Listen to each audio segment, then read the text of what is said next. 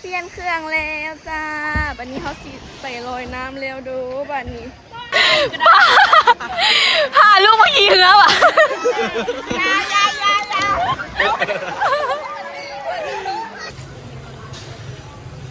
เชฟสมมติคนมาตอนที่ต่อแถวได้สบายดีทุกคนตอนนี้ก็คือเราอยู่ที่วังเวียงเด้อตอนนี้เรากำลังจะไปกินข้าวแล้วก็จะไปถ่ายรูปดูสถานที่ท่องเที่ยวต่างๆแล้วก็ได้ยินว่าถ้ำจังเนาะมีแบบเขาจะรีโนเวทใหม่เป็นสถานที่แบบถ่ายรูปเราจะไปเบิ่งเนาะแต่ว่าตอนนี้เราก็จะไปกินข้าวก่อนจอดท่านจอดท่านเมื่อกี้แล้วรถออกนี่เข้าไปก็จะมีน้อยเอล่าไม่เท่าเนาะแล้วก็มีน้าสาวอีกอย่างนี่ตัวเด็ดเอ้ยน่าบุญลิงน้อย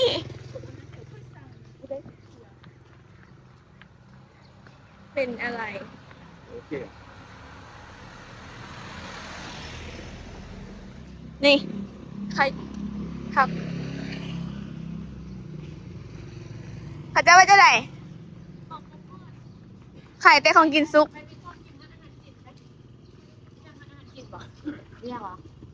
ชี้ไปแถวนี้แล้วก็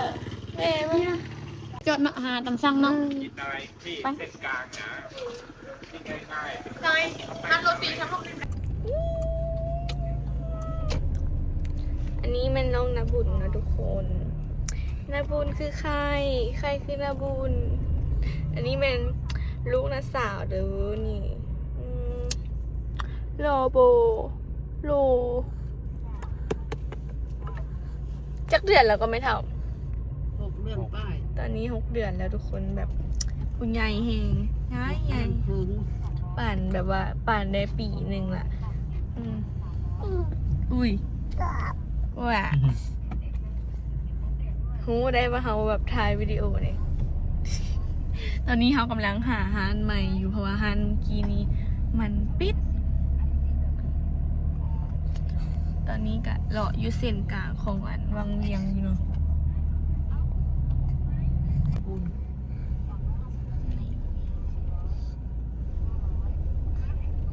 เมื่อกี้เขาเลี้ยวนี่เนาะเส้นวัดตัวรถติดอะไรอยู่ใส่นี่โรตี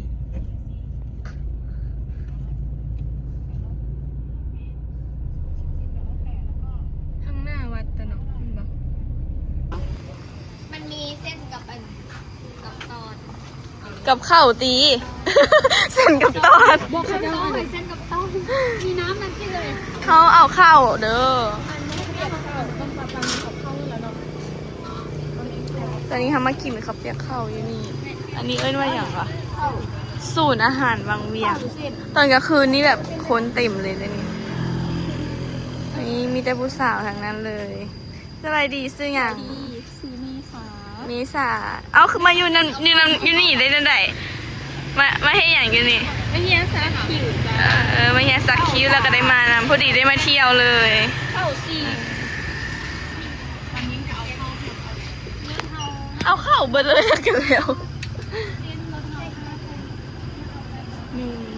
เอาแม่ให้แม่ใครเอาเขาเนี่ยใครเอาเส้นมีใครเอาเส้นเน่ไอ้สายเอาอย่าง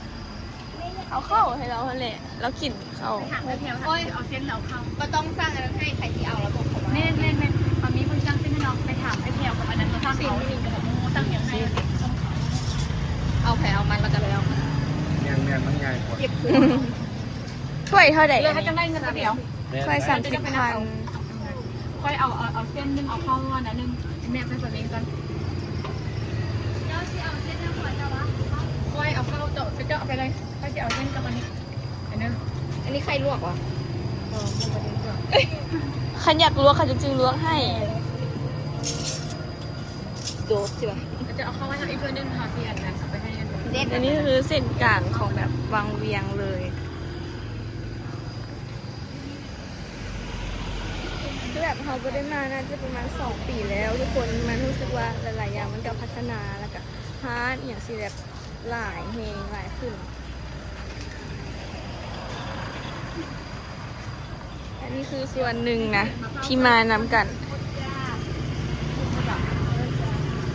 มีแต่ผู้สาวว้าพริกไทย โมเมนต์ใส่พริกไทยนี่ใส่พริกใส่พริกลาว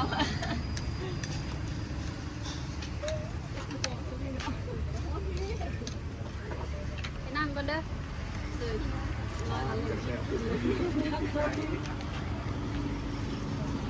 นี่ตอนนี้เราได้มาแล้วเนาะเป็นข้าวเปียกข้าวมีหลายโตเองตอนนี้แยกกันอยู่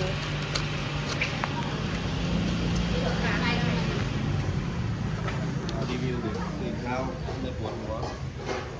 พี่พิทักษ์ก็กินเหรอเมื่อวาน ไม่ได้กิน ก็ไม่ปวดหัวแต่สดตื่นอยู่ ก็แบบมันก็แบบปกติขั้นเขากินเบียร์มันก็ต้องแบบอันนั้นนิดนึงอันเมามันก็เมาอยู่แต่แบบเขาสามารถไปได้ต่อ ลองเฮ็ดไม่เบิ้งกินไม่เบิ้ง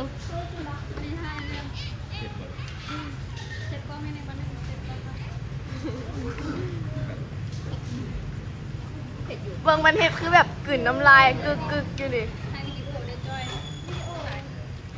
โมโหแล้ว ดึงผมแล้ว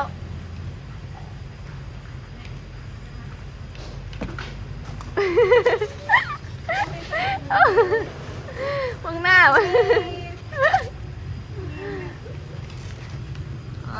โรตี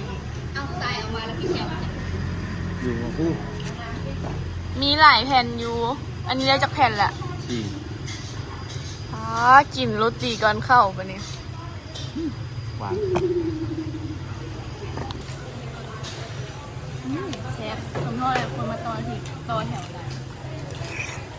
สิเบิร์ดเลยเนี่ยพอดีเขาไปอ่ะเข้าเดี๋ยวนาฮะนี่คือแบบเบิร์ดเลย ที่แทนขนม เชฟ โทษดี อันนี้คือข้าวเช้าของเราแล้วจะมีนี่โรตีวังเวียงคือแบบเดอะเบสเลยสำหรับใครที่มาเที่ยววังเวียงมาเที่ยวลาวอะไรส่วนใหญ่เขาจะมากินอยู่วังเวียง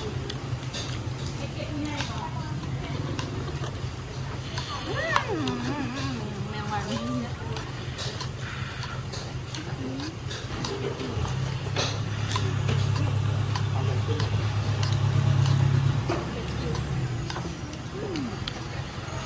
กินเป็นตาแซ่บขนาด ค่ะ ว้ากินเป็นตาแซ่บขนาดลองกินแบบคนธรรมดาเว้ยแบบกินแบบคนธรรมดา ถ้ากินแบบคนธรรมดาเลยตอนนี้ แล้วมากินแบบเน็ตไอดอลเลย จะกินแบบคนธรรมดา กินแบบเน็ตไอดอลรีวิวอะคนธรรมดากิน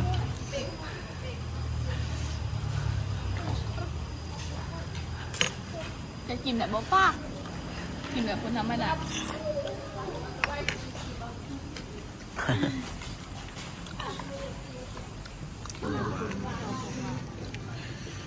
ขายบุได้ที่บอกอันอยู่บางเรียนเนี่ย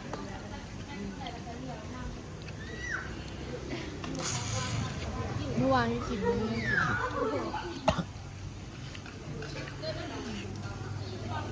แล้วจะโหยผมมะพร้าวอย่าง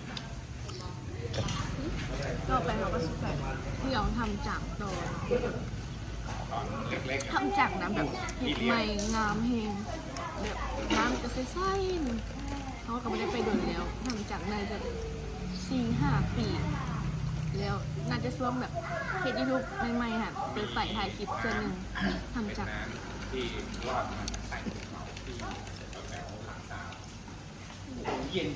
ทุกคนตอนนี้เขากะมาฮอตทำจากแล้วจ้ะ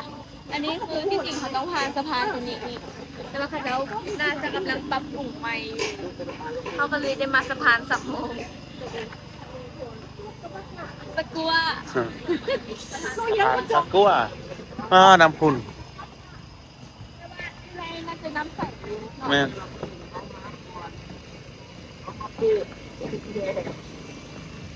คนล่องเหือหลายเนาะ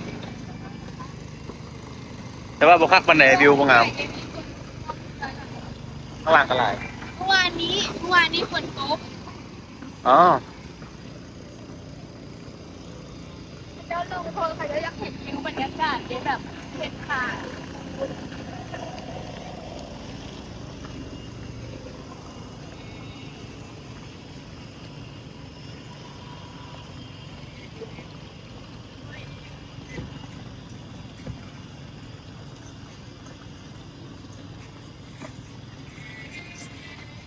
มาเป็นแบบขบวนสงสัยอันนี้มันเป็นแบบทัวร์ที่บอกมาพบกันมันจะมาเป็นทัวร์ ยาวเลยบทสุดจากเทือกปูปู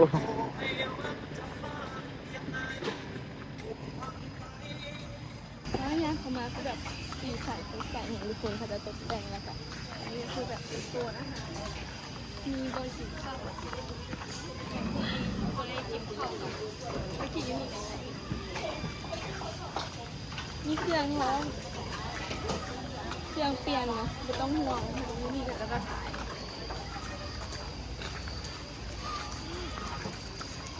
น้ำแบบโคตรเขียวเลยทุกคนใส่เสียใจ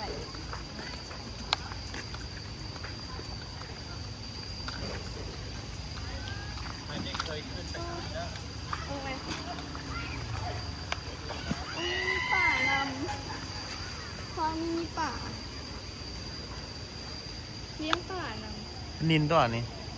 เจ้าวะ ปนินเพราะมันก็อยู่เนาะ น้ำใสอุ้ย ปนิน นะ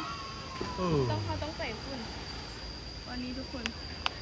อันนี้คือจะเห็ดใหม่หมดเลย ไปสิโดดเนาะต่อไปเบิดแล้ว นะทำมาพี่เอาไปหาบอลอะไรก่อนบอลขัดบอล งามหลายเนาะ แบบเห็ดใหม่อยู่ รีโนเวท เขาใส่น่าจะเป็นแบบเขาจะมาอันเอี่ยงเกาะ สัมปทาน สัมปทานบ้านอย่าอม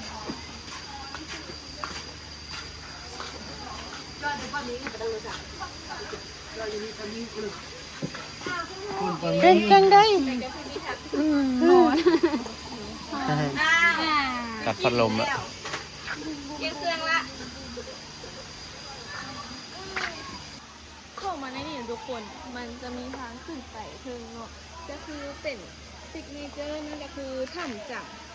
เล่นตัวที่เขาจะตั้ง แม่น นะใช่ปะ ตั้งจีนนั่นแหละตั้ง เออเข้าใจละที่เขาจะเห็ดอันนี้นั่นแล้วตอนอาหารมันมีข้าวอัน เห็ด เจ้าปักอัน ปักแดงๆปักทุงมันอย่างวะ เขาจะมักเห็ดเป็นประตูจีนนะทุกคนเอาแบบส่วนหลายเอาง่ายๆก็คือคนจีนมักมาลงทุนล้างหลังน้ำทุกคนเห็นกันนะคะฟ้าแบบแดงสดใสก็มีเห็นแบบทักเลยเวลามื้อนี้ฟ้าอยากแบบขึ้นไม่ดี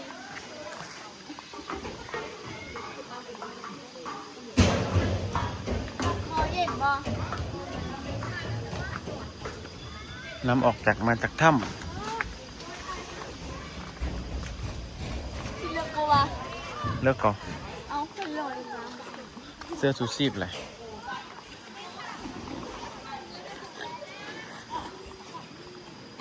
น้ำแบบฟ้าแหงสีฟ้าแหง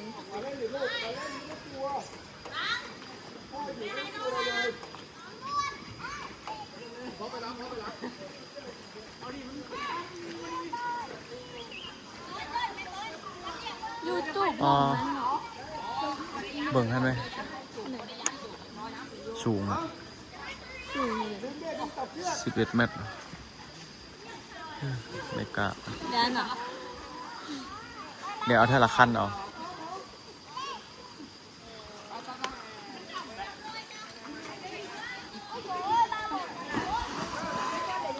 เปลี่ยนเครื่องแล้วจ้า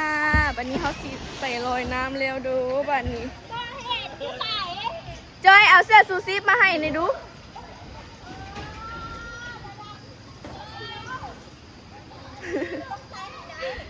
เป็นยังบ่เลิกว่ะ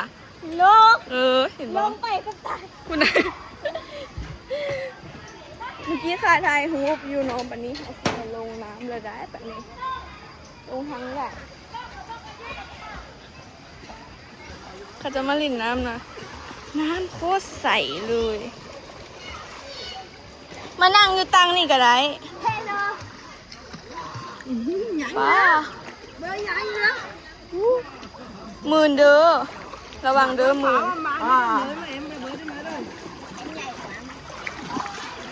หักบอ เย็นแบบซื่อเลย เลือกบอล่ะ เลือกผมต้องไม่ใส่เสื้อ บอกเลยว่าเฮาลอยน้ำบ่เป็นนะ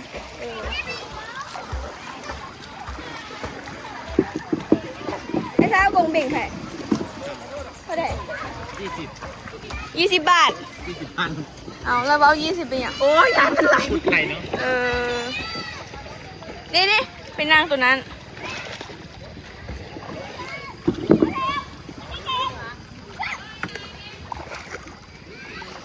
แล้วทุกคนเขาจะมาใส่ซูซีกันเอ้ยหากระซุกใส่ ตัวขาก่อนแม่ตัวขาก่อน จ้านี่เขาจะป้องกันภัยนะ เดี๋ยวมันคือเป็นสีว่าโอ้ใส่ผิดนี่เขาต้องหัดให้มันเน่นๆเขาจะว่าน้ำเหลือกกว่าฉันดูว่าเหลือก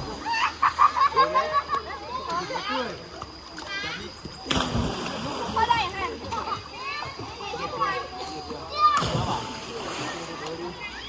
ตอนนี้เฮาอยู่ที่เฮือนะทุกคนเฮามาพายเฮือ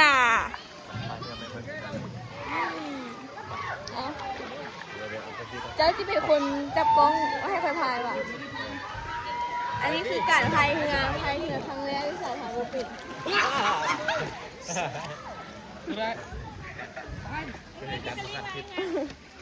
ระจม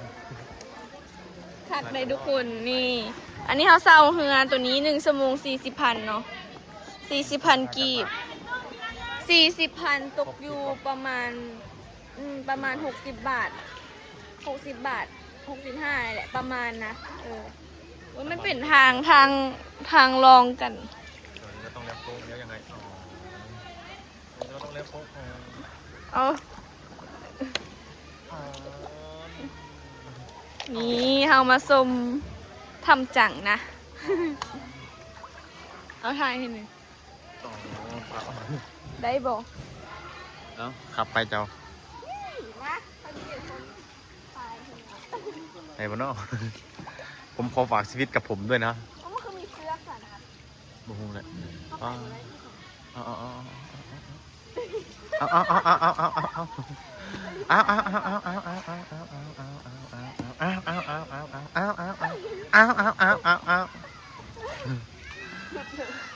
จะไปซื้ออันนี้ได้สะบอกน้อยไปนั้น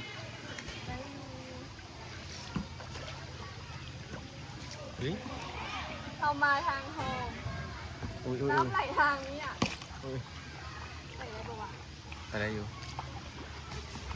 มาหินหลายเนี่ยบอกไปที่บอก เอาหินไปยืนลงหิน เจ้าก็สิไปเครื่องอยู่อ่ะจับไปไหมเอาอ้าว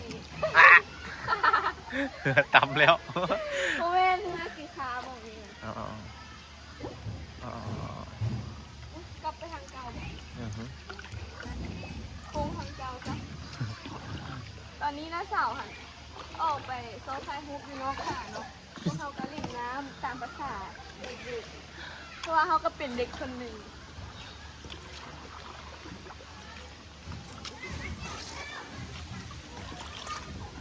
แล้วเขาคือมาแบบนี้วะ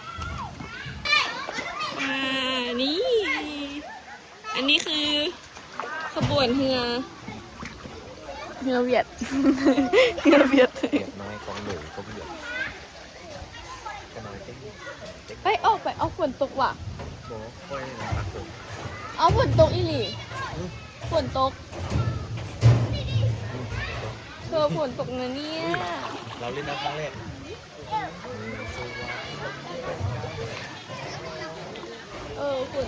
ฝนตกอีหลี ไปเอาไปโน้ตมึงนี่นะเอาเอ้ยอันนั้นเฮือมีน้อยไปหามีน้อยป้านึกว่าแม่พาลูกมาเล่น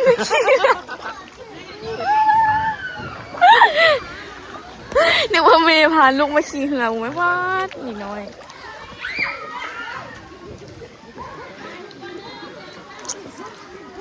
แม่ป้าพาลูกมาขี่เหือว่ะ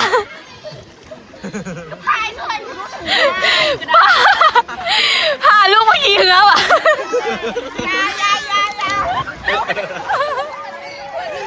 เราไม่เหลือข้างเขา ฝนตกแล้วนะฝนตก คนเช้าค่อยขี่ไหม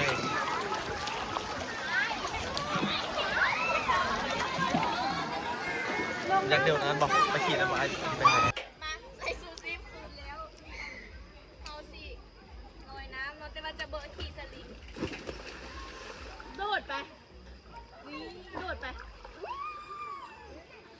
เราจะให้มีน้อยพาไปเพราะมีน้อยน้อยน้ำปิด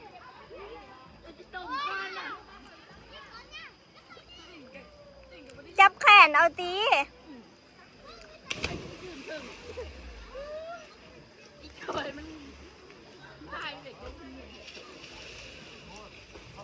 สภาพ เป็นจะไหนหนาวเล็กอย่างนี้คือมายืนอยู่นี่ยืนจากเปลี่ยนเครื่องสันว้าทุกคนเบิ่งไหมอีหมูตอนดำน้ำปาดคือหูลอยน้ำที่เจ้าใด จะติ่งขาในน้ำเป็นกันเลยได้ เก่งเนาะ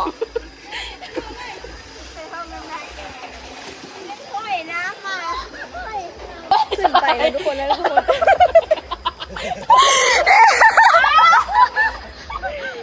โอ้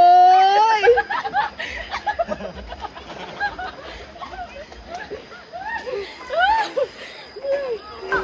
หลังจากลิ่นน้ำแล้วเนาะแต่ละคนก็หิว อันนี้คือโรตีที่เราซื้อมื้อเช้านี่มื้อเช้าซื้อจากกล่องวะคือหลายแท้ป้า10 กล่องแล้วเท่าไหร่ประมาณ 30เท่าไหร่ อีหมูแบบเมื่อยแล้วก็กินทีนะ 35เพราะว่าสั่งแต่งครบเด้อพร้อมกับอันน้ำอีกจุดหนึ่ง ห้าหมื่น น้ำที่พันตรงไหน ตุ้งใหญ่ เดี๋ยวเขาก็สิเปลี่ยนเครื่องแล้วก็ออกกลับเนาะแล้วก็ ข ไป นาด กิน ตุ๊ก ข้า ตาว เขาเลี้ยงขายอัน หิวข้าว ตุ๊ก7,000 โบโลยดะคิดไปคิดมาแล้วโบเห็นละค้านแบบผมมันเปียกอ่ะ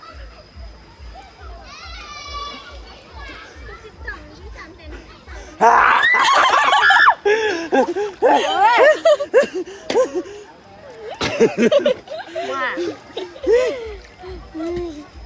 คักบอยิด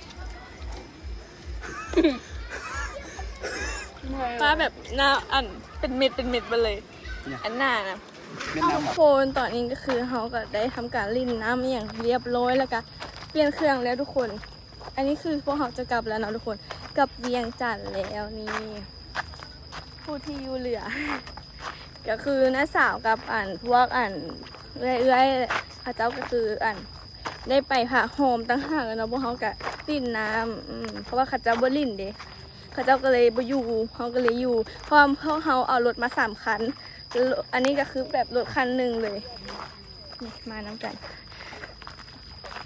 แต่ว่าทางหลังบ่แม่นเลยเมื่อกี้ที่ไทยคุณหนึ่งแต่มึงเดี๋ยวเขาออกไปนี่เขาจะไปกินข้าวเนาะแล้วก็กลับนครหลวงเวียงจันทร์ โอ้ตื่น อุ้ยข้าเจ้าเห็นอย่างทุกคนทายสารคดีที่บอก แล้วครับดี รถเว้ยเห็นข้าเจ้าห้องกล้องเงินใหญ่ไปใหม่ภารกิจย่างปลา อย่างก็ ภารกิจอะไรมึงนี่แหละแต่ว่าไม่เพราะว่ามีกระเป๋าให้มันเลย น่าจะเป็นเกมว้าวของ มาถ่ายทำรายการดิ